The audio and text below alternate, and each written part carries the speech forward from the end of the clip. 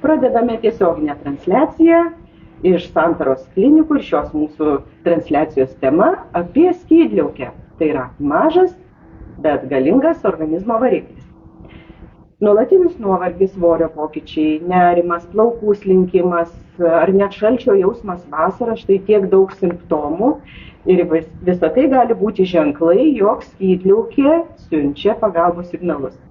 Kviečiame į pokalbį su Santaros klinikų endokrinologijos centro gydytoju endokrinologu Valentinu Jakubkevičiumi. Labą dieną. Labą dieną. Štai pradžią jau pristačiau, kalbėsime apie skydliaukės sutrikimus. Ir pradžioje, daktarė, noriu jūsų klausti, kaip žmogui suprasti, kad štai tie pojūčiai, ką jis jaučia, signalizuoja apie skydliaukės sutrikimus? Kaip jų nepražiopsoti? Kokie tie sutrikimai? Na, iš tikrųjų, skydliaukė, kad organizmo variklis, čia gydytojai kardiologai nesutiks, širdis organizmo variklis. Aš mėgstu metaforą, kad skydliaukė yra kaip tepalas, kad gerai tas variklis dirbtų, kad netruktų, nestriktų, tai reikia to ir skydliaukės hormonų. Ir kadangi tie patofiziologiniai mechanizmai, kaip veikia tie hormonų organizme, yra ląstelinėme lygyje sudėtingi, tai mes dažnai griebiamės tokių metaforų kaip variklis, kaip tepalas, kaip, nežinau, jėga, organizmo metabolizmas ir panašiai. Medžiagų apykaita. Tai iš tikrųjų skydliaukės hormonai ką daro organizme, tai jie aktyvina žmogaus organizme medžiagų apykaitą. Ir visą organizmą galime įsivaizduoti aktyvina.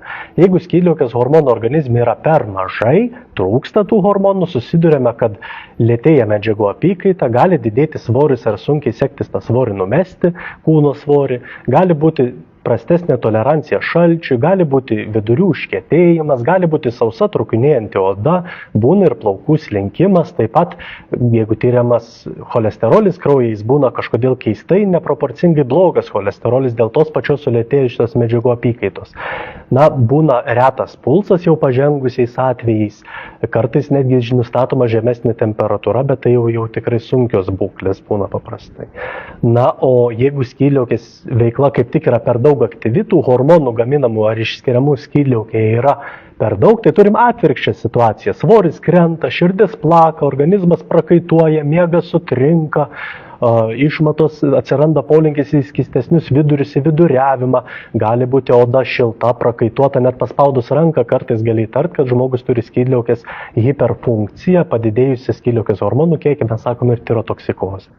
Tai vat tokie požymiai tikrai jie yra. Daug jų yra, jie gavote labai įvairius ir aš tikrai išvardinau net ne visus ir net ne pusę.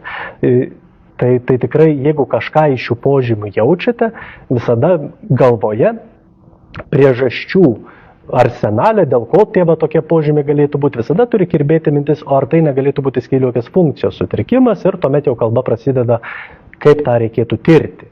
Žinote, iš jūsų daugelio simptomų galime susidaryti tokį sąrašą, kaip žmogų veikia stresas. Mes dabar apie stresą labai daug kalbame, ar ne? Tai skydliaukė ir stresas. Čia galima kažkokių tai paralelių įžvelgti?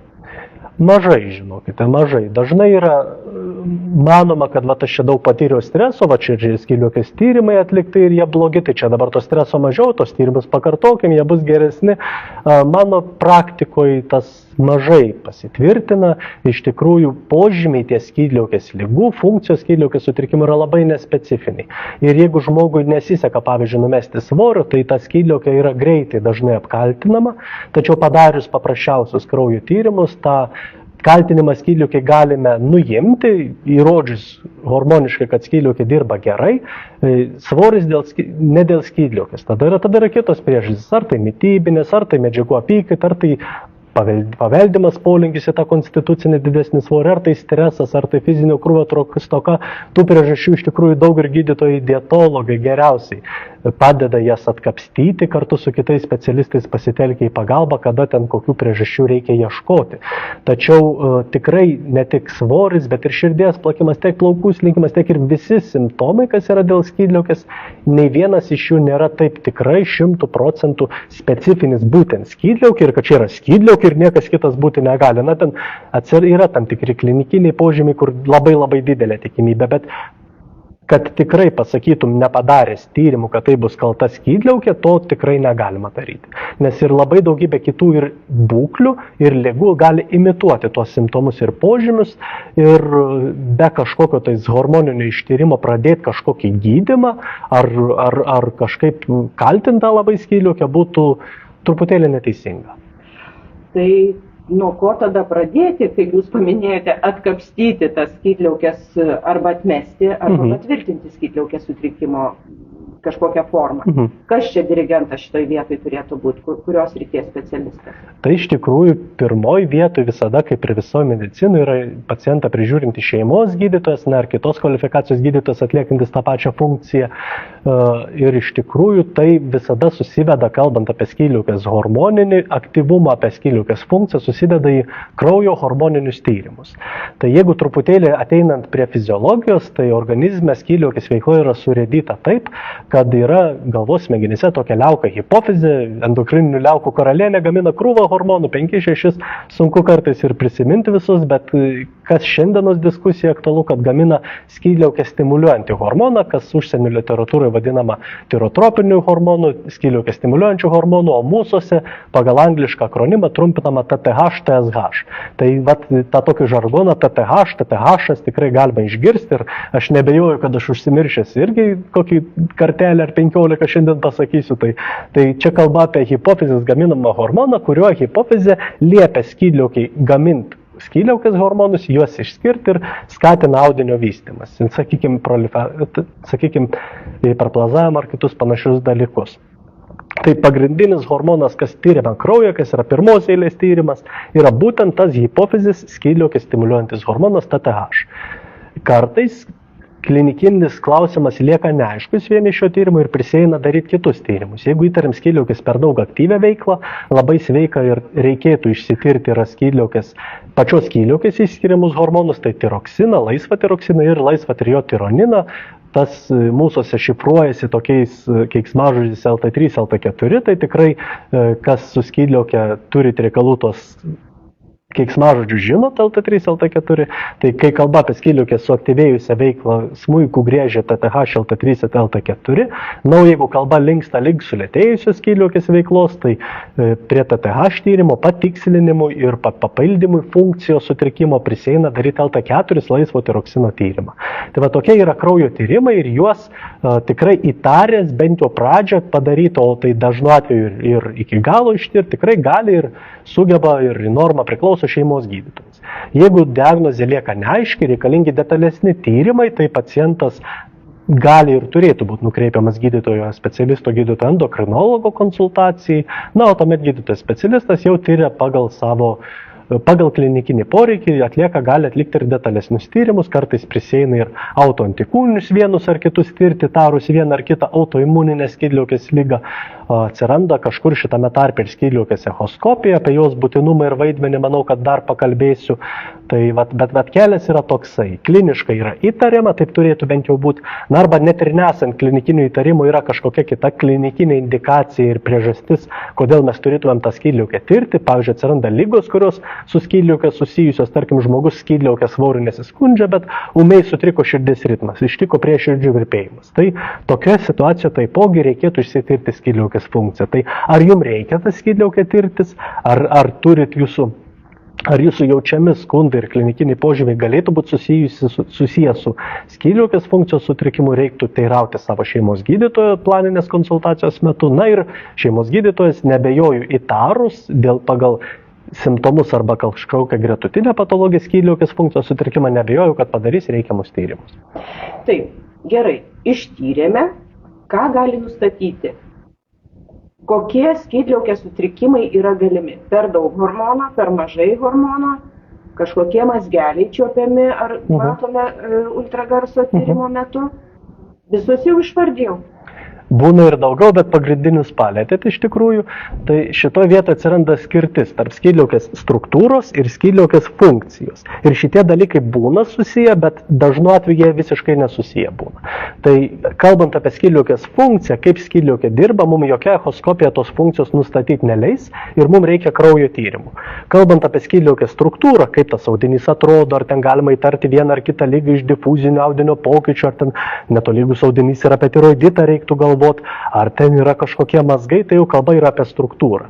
Tai jeigu įtariam kažkokios struktūros pakitimus, ar jau nustatėm kitą skydliaukės ligą, arba jeigu čiuopiame kakle padidėjusią skydliaukę, arba kažkokius mazgus skydliaukė, arba limfmazgius kakle, nu ant savęs rodyti nederėtų, bet ranka tiesiog kyla, tuomet prasminga atlikti skydliaukės echoskopiją. Na, o profilaktinė skydliaukės echoskopija visiems, kas atvyko į kabinetą konsultaciją, ar kam turim hormoniškai nepatvirtintą skydliaukės ligą ir nieko nečiuopiam ir su šita vieta skundų neturim, profilaktinė skydliaukės echoskopija yra nereikalinga.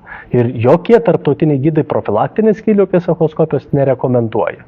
Kodėl nerekomenduoja? Tai dėl mazgų ir galbūt prie to prieisim, bet iš esmės ją reikia daryti tada, kada reikia ir kartoti taip dažnai, kaip reikia. Ne per dažnai, bet ir ne per retai. Taip, tai jūs dabar čia kaip ir paneigėt mano vieną iš klausimų apie profilaktiką. Visada kalbam ir pacientus, ir visuomenę šviečiam dėl profilaktinių kažkokių veiksmų tam, kad nesusirgtume, tam, kad anksti užčiuoptume ligą. Tai dabar profilaktinė patikra dėl skydliaukės ligų. Koks čia yra vaidmuo profilaktikai? Na, iš tikrųjų yra tų klinikinių būklių, kada net ir nesant kažkokių klinikinių simptomų ar kažkokio įtarimo skydliaukės ligos, visgi tą skydliaukės funkciją ištirti reikėtų. Tai diskusinis klausimas yra dėl nėštumo, bet paprastai jau mūsųse nėštumo metu tas pastojus, tas TTH tyrimas yra padaromas. Taip pat, jeigu planuojam skirti gydymą, kuris gali paveikti net ir normalią skydliaukės funkciją, tai tarkim ličio preparatai, amiodaronas arba kažkokia imunoterapija, kuri skydliaukę gali veikti, tai tuomet irgi reiktų išsitirti tą skydliaukės funkciją. Tačiau jeigu žmogus kitų ligų neturi, kažkokių gretutinių, kažkokių minties net nėra apie skydliaukę, simptomų neturi, jaučiasi sveikas kaip ridikas, kakle niekas nesičiuopia, tai ir tos skydliaukės tirti iš tikrųjų nereikia. Nei kraujo tyrimų, nei tos profilaktinės echoskopijos. Nėra jokio vaizdinio skriningo įrodymų, kad tas kažkaip pakeistų išeitis ir dažnį nustatymų ir prognozę bendrai populiacijoje. Tai yra, kartais susidurim su problema, kad be reikalų yra atliekami tyrimai ir tada jau gauni kažkokius pakitimus ir tada užsiveda kas kada, o su ką su tais nustatytais pakitimais daryti ir tada ateinami maestro Vytauto Kernagio žodžius, žiūrėk, kas atsitiko, tikriausiai nieko. Tai tas tikriausiai čia niekur neatsitiko, o turim kažkokius pakitimus ir tada užsiveliami kartais ir bereikalingą tyrinėjimą. Tai yra taip. Taip, tai vis tik tai imamės tos pirmos žmonių grupės, kurie jaučia simptomus, atliko tyrimus ir rado pakitimus. Taip. Per didelė skydliaukės funkcija, per maža funkcija, mazgeliai. Dabar mano klausimą vedu link gydymo galimybių. Kokios yra pas mus antros klinikose gydymo galimybės? Ką jūs taikote? Kaip jūs tuos pacientus ištraukėte iš skydliaukės užvaldytų ligų? Labai geras klausimas. Ačiū. Iš tikrųjų, endokrinologai yra visgi terapeutai ir mes gydom vaistais. O jeigu reikia kažkokių kitų detalesnių gydymų, tai ar tai radiojodas, radioterapija, ar tai yra skydliaukės chirurgija, jeigu apie tai kalba eina, tai jau mes patys jau skalpelio į rankas neimam dar ir siunčiam gydytam specialistam, tiem, kas operuoja skydliaukės, tiem, kas užsiima gydymu radiojodu, jeigu tos gydymas yra reikalingas. Tai iš esmės skydliaukės ligų gydymas yra keleriopas. Jeigu yra skydliaukės funkcijos sutrikimas, sulėtėjusi skydliaukės veikla, tai tuomet yra klausimas, kiek sulėtėjusi, kokio tai laipsnio pakitimai, kokią duoda klinikinį vaizdą ir ar reikia gydymo. Ne visus minimalius kraujo pakitimus reikia gydyti, tai sprendžia šeimos gydytojas arba gydytojas specialistas, tačiau jeigu jau reikiamas yra gydymas, dažnu atveju tas atsiremia į pakaitinę terapiją skydliaukės hormonais. Nepagamina skydliaukės hormonų, tai ir gydom skydliaukės hormonus, juos geriam tabletę per dieną ir tiek žinių ir tada kontroliuojam tą patį skydliaukės hormoną tirdami, hipofizės hormoną TTH tirdami ir matom, ar dozė yra pakankama ar nepakankama su tais pakaitiniais skydliaukės hormonais. Tas pats, jeigu žmogui pašalintas skydliaukė, jeigu savo skydliaukės nėra, tai tų hormonų reikia gyvybiškai, tai tos hormonus ir reikia gerti skydliaukės. Ta tiroksiną, kas dažnu atveju yra tiesiog tiroksinas.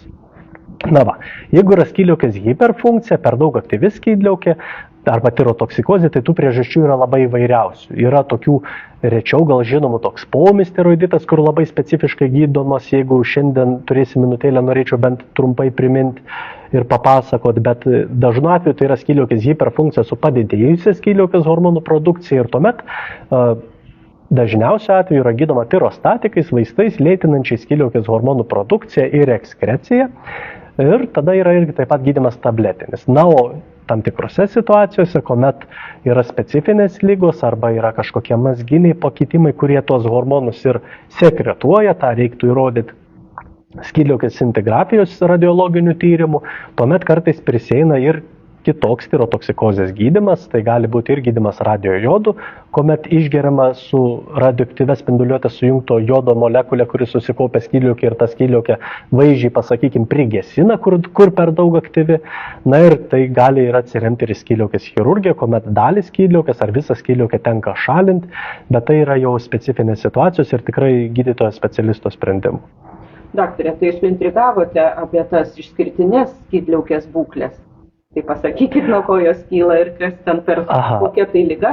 Užsiminiau, tai labai ir pagarsinsiu. Yra tokia skydliaukės liga, pomis, granuliomatozinis, dar pagal autorių vadinamas Dekerveno tiroiditas, tai tokia uždegiminė skydliaukės būklė pasireiškianti skausmu kakle, nors skausmas gali būti labai įvairus, gali plisti į ausis, žmogus gali galvoti, kad serga otolaringologinė infekcija, šiaip peršalimu kažkokiu ir tikrai, kol nepradedi maigi čiupinėtos skydliaukės, nepamatai, kad jis skausminga ir kieta, taip irgi būna, kitam būna, kad visa skydliaukė tiesiog kaip akmuo kieta, didžiulė skausminga ir ta diagnozė iš karto aiški būna.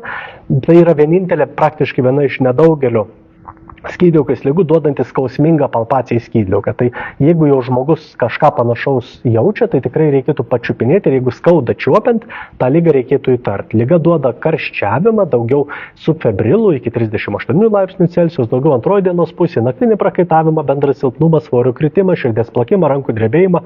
Vyksta kas? Vyksta audinio destrukcija, irimas, atsipalaiduoja skydliaukės hormonai. Ir būna neretai, matom pacientų, pragydytų 2-3 antibiotikų kursais, o CRB nemažėja uždegiminiai kraujo rodikliai, ENG didžiulis, neaišku dėl ko, eritrocitų nusidimo greitis, temperatūra vis tiek išlieka, gal čia kokia onkologija, gal čia to ieškom, ano ieškom, o yra tiesiog padarius, atlikus jau skydliaukės hormonų tyrimus, randama, kad yra skydliaukės hiperfunkcija, tirotoksikozė, dėl audinio irimo paskiriamas atitinkamas gydymas, tai ne tirostatikais, o uždegimas slopinančiais vaistais ir tą gydymo kursą praėjus būklė iš karto pagerėja, skausmas nueina ir tikrai pasitaiko nemažai tokių atvejų per metus, kai ir dirbant poliklinikoje, o net ir stacionare, su tokiais atvejais tenka susidurti, kad pomisteroiditas būna užmirštamas. Tai tikrai verta prisiminti šią ligą, bet tai tikrai nėra nei pati dažniausia, nei pati labiausiai paplitusi liga, tiesiog gal mažiausiai girdima ir eskaluojama.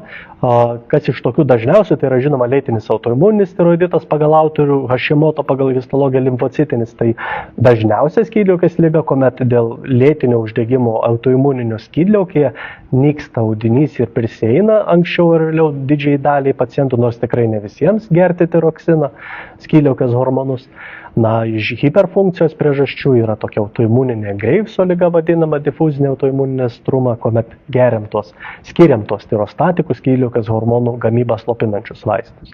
Tai čia kalba apie funkcijos sutrikimus. Dabar kalbant apie mazgus, tai labai dažna problema. Iš tikrųjų labai dažna. Jeigu imsim tarptautinius tyrimus, tai bendroje populiacijoje tyriant sveikus žmonės, mazgų nustatysim nuo 10, 20, net iki kuriuose publikacijose iki 40 ar netgi 50% visai populiacijai.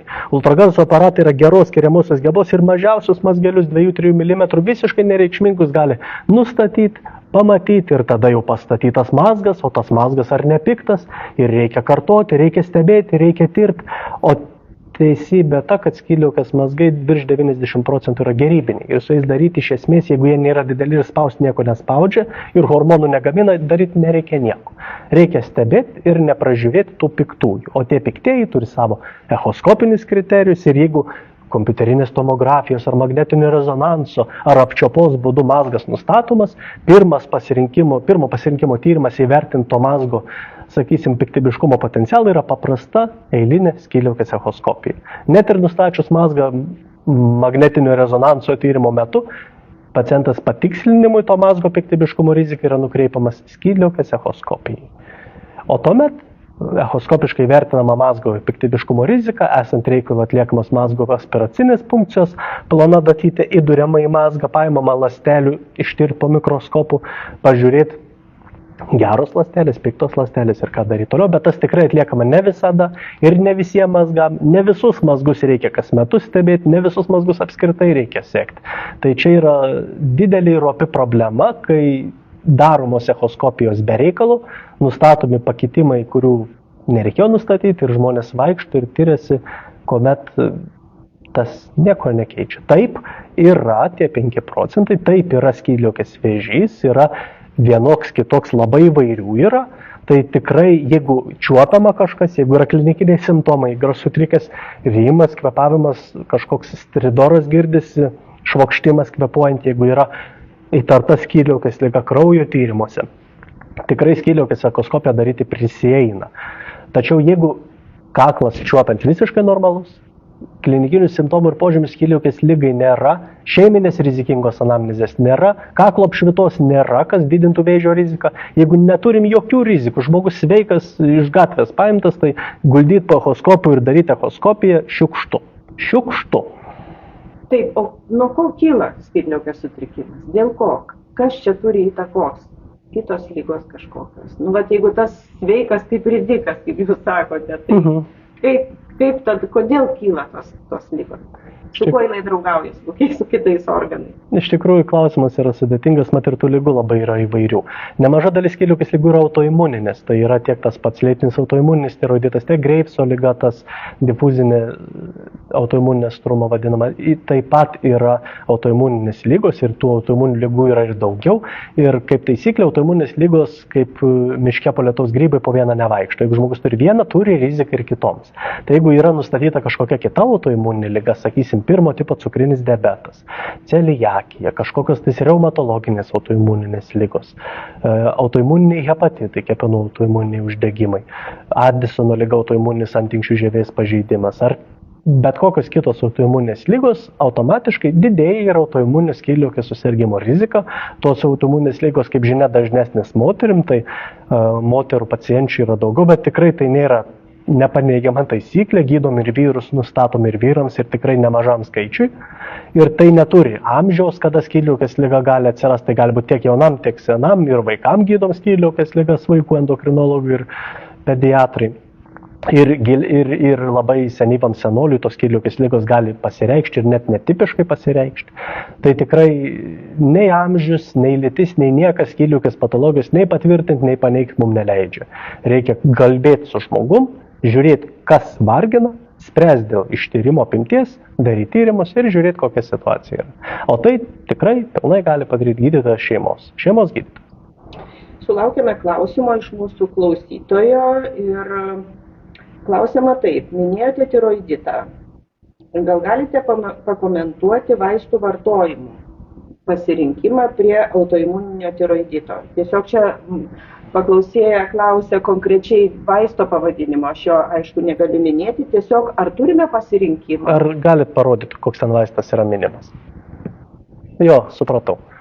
Tai čia kalba yra apie LT3 laisvą trijotironiną, to tokį kitą skydliaukės hormoną, kuris gaminamas skydliaukėje mažesniam koncentracijom ir yra iš to tiroksino, kas skiriama dažniausiai, organizmą natūraliai turėtų būti paverčiamas į tą aktyvesnį, trumpesnio veikimo vaistą. Tai pagal tarptautinius gydus skydliaukės funkcijos sutrikimas pradedamas gydyti yra tiroksinu. Ir yra metaanalizė ir konsensusas išėjęs nesenai, kad šitų vaistų, kas minima, laisvo trijotironino preparatų, nauda įrodyta didesnė nėra, tačiau yra individualių situacijų, kuomet vartojant LT4 tiesiog tiroksiną, simptomai išlieka ir tuomet pagal tarptautinius gydus yra galimas bandymas gydyti kombinuotų preparatų, kur yra ir laisvo tiroksino ir laisvo triotironino, LT3, LT4, ne šituo preparatu, o kitais preparatais. Šitas preparatas taip pat galbūt turi savo vietą išskirtiniais išimtinais atvejais, tačiau tikrai nėra didžiai daliai pacientų. Tai pagal tarptautinius gydus, jeigu su tiroksinu savijauta negerėja, galimas pabandymas kombinuotų preparatų iki 6 mėnesių, ar veikia savijauta. Jeigu savijauta tokia pati tiek su vienu, tiek su kitu, turėtų būti grįžtama prie tiroksino ir tas kiti skydliaukės hormonai, jie kad didelėse studijose įrodę būtų savo kažkokį pranašumą ar persvarą, ar kažkokią didesnę naudą, ar fiziologiškesnį veikimą, ar kažką mano žiniai nėra. Jeigu turit kitų metaanalizių ir duomenų, atsiųskit, mielai paskaitysiu, tačiau tikrai individualus atvejs kiekvieno yra kitoks. Ir su specialistu aptarę savo situaciją, galimas bandymas gydyti kitais preparatais, ne visi to imasi, tai yra, tokia truputėlį, nesakyčiau karšta problema, bet tikrai diskusijų neretai sukelianti. Tai manyčiau, kad konkrečioje situacijoje, jeigu kalba apie savo gydymą, reikėtų pasitarti su save prižiūrinčiu gydytoju endokrinologu, o jeigu atsakymų kažkokiu trūksta, galima paieškoti ir antro specialisto nuomonės, tikrai pasikonsultavus su keletu ir tą tokį įvairesnį požiūrį į problemą turint, manau, kad galima priimti labai racionalius sprendimus ir kartais pabandyti, kartais net ir nebandyti, nes nėra prasmės. Tai bet konkrečios klinikinės situacijos nežinant, ne čia vieta ir ne čia laikas, kad konkrečiai diskutuoti. Taip, pacientų mes nekonsultuojam transliacijų metu, tiesiog ačiū už tokį išsamų atsakymą.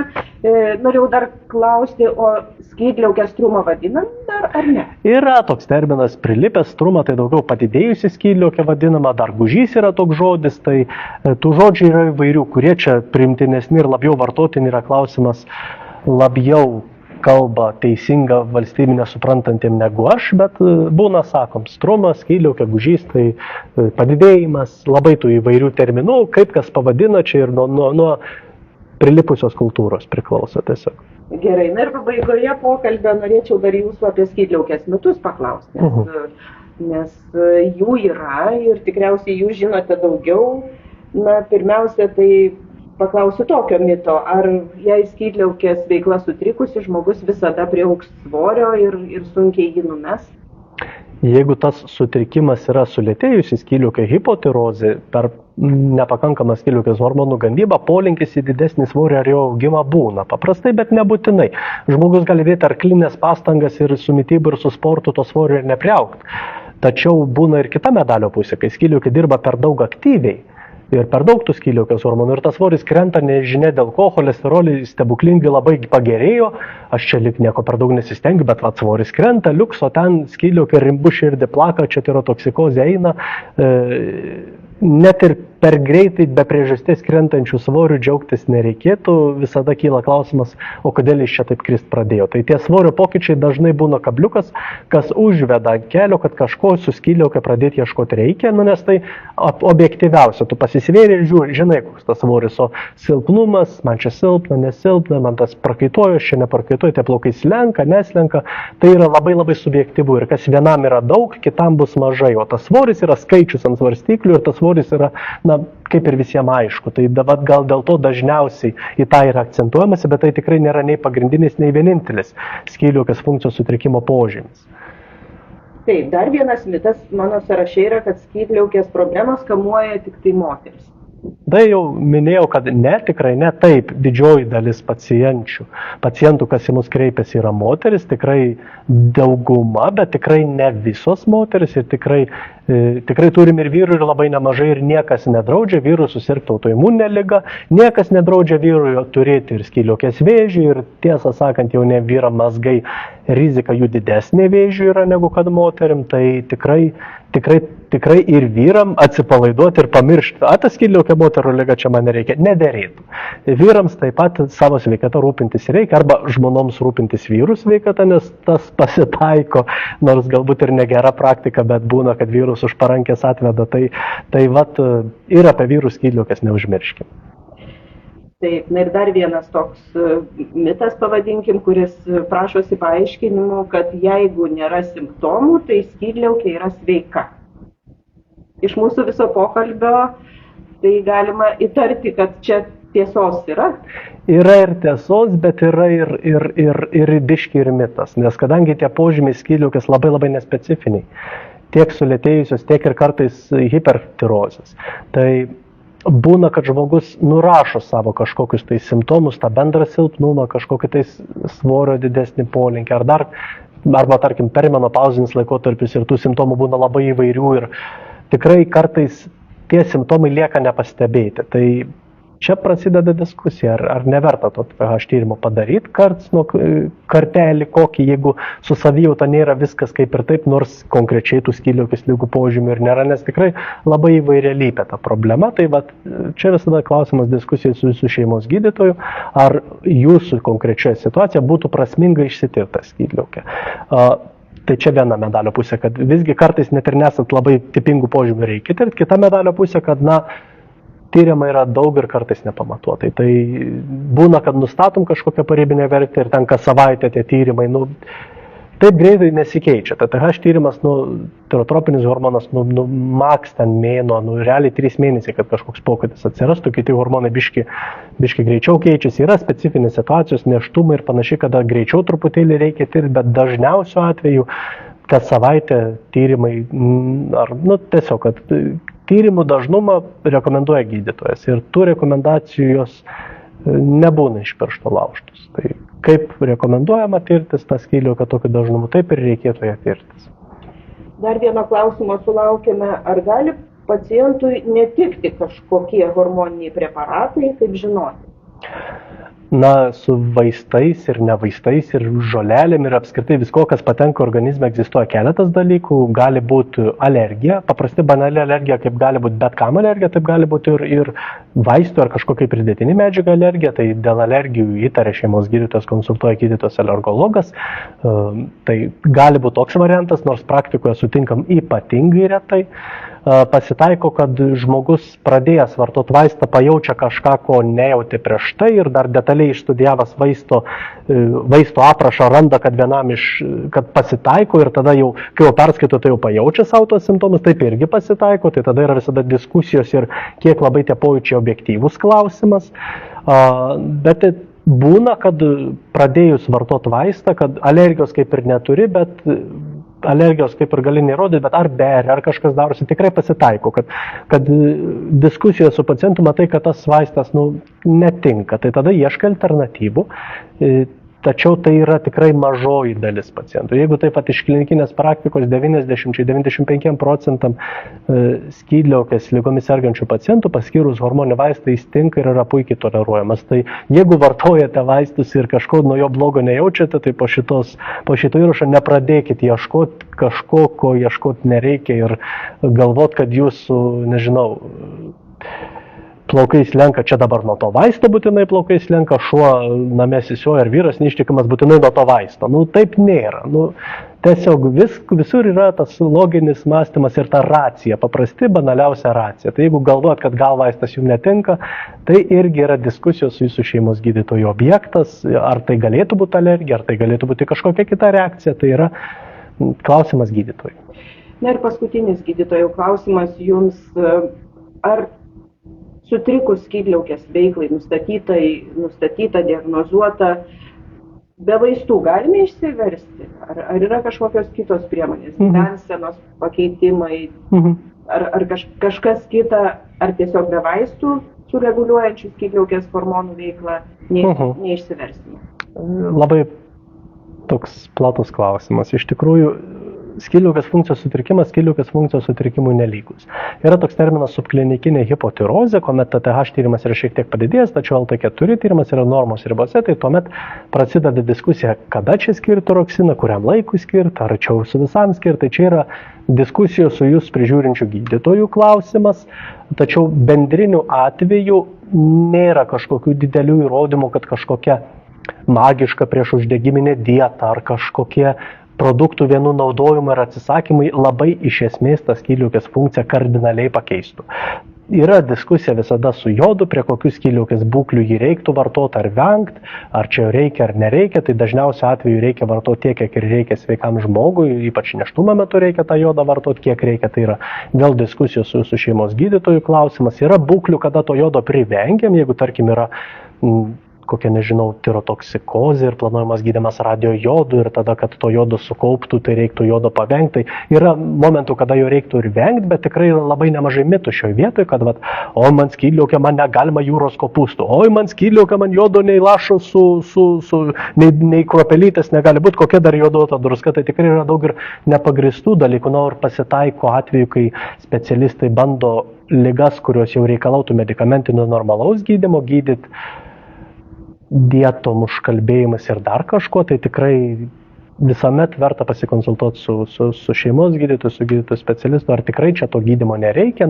Ir yra tikrai situacijų labai nemažai, kada medikamentinio gydymo nereikia, kada užtenka stebėti, ar tas funkcijos sutrikimas jau toks, kad reiktų gydymo. Jeigu tas funkcijos sutrikimas nėra toks, yra kalba apie seleno papildus, čia vėl atskiras diskusinis klausimas, bet iš esmės labai kažko gyvensenoj kardinaliai pakeisti, kad ta skydliaukės liga neišsivystytų, o išsivysčiusi neprogresuotų, kažkokių drastiškų pokyčių, kaip tarkim turim prie infarktų, kad tu nerūkyk ir dabar tau bus gerai. Tai taip labai yra skydliaukės ligų, kur reikia nerūkyti. Tai jeigu jums endokrinologas ar šeimos gydytojas pasakė su šita skydliaukės liga nerūkyti, tai ir nerūkykit, bet labai kažkaip, kad pirmų smuikų griežtų gyvenseną prie skydliaukės ligų, taip nėra. Taip, šiandien turėjome pokalbį apie skydliaukę ir jos sutrikimus, gydymo galimybės.